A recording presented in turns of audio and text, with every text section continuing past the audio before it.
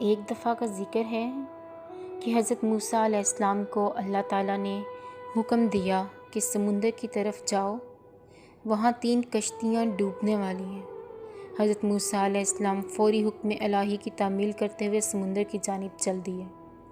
ساحل پرسکون تھا۔ بہت دور سے ایک کشتی آتی ہوئی دکھائی دی جو آہستہ آہستہ ساحل کی طرف بڑھ رہی تھی۔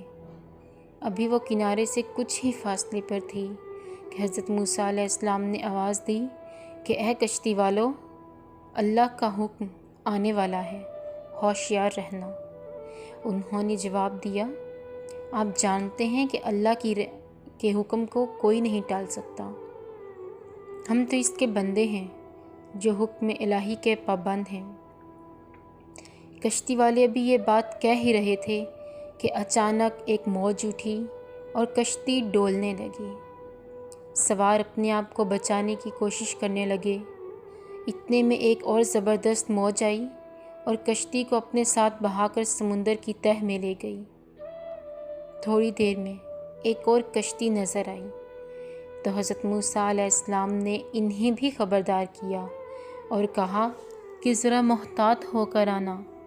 انہوں نے بھی پہلے والوں کی طرح جواب دیا کہ جو کچھ ہونا ہے ہو کر رہے گا، اور کشتی کو کنارے کی طرف لاتے رہے، یہاں تک کہ ساحل کے قریب آتے آتے یہ کشتی بھی ڈوب گئی۔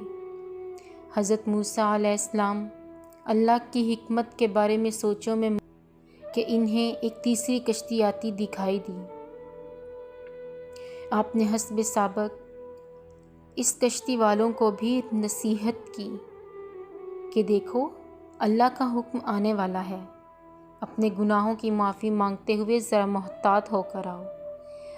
انہوں نے جواب میں کہا کہ اے اللہ کے نبی علیہ السلام، جس طرح آپ سچے ہیں اس طرح اللہ کا حکم بھی اٹل ہے، اسے کوئی نہیں بدل سکتا، لیکن اللہ کی رحمت بھی تو ہے، ہم اس کی رحمت سے کیوں مایوس ہوں؟ لہٰذا ہم اللہ کی رحمت کے بھروسے آ رہے ہیں، اب اپنی رحمت کے صدقے ہمیں ضرور امن و سلامتی کے ساتھ کنارے پر پہنچا دے گا۔ کشتی والوں کا یہ جواب سن کر موسیٰ علیہ السلام خاموش ہو گئے۔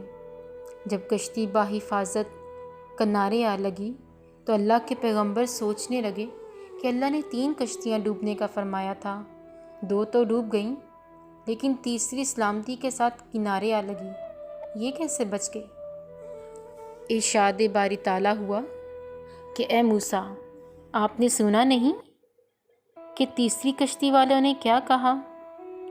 انہوں نے میرے حکم کو تسلیم کیا تھا، میری رحمت کو آواز دی تھی اور اس پر پورا توکل اور بھروسہ بھی کیا تھا، تو اس لیے یہ کشتی میری رحمت کے طفیل بچ گئی، کیونکہ جو بھی میری رحمت کے دروازے پر آ کر صدا دے گا یا دیتا ہے، میں اسے نا امید نہیں کرتا۔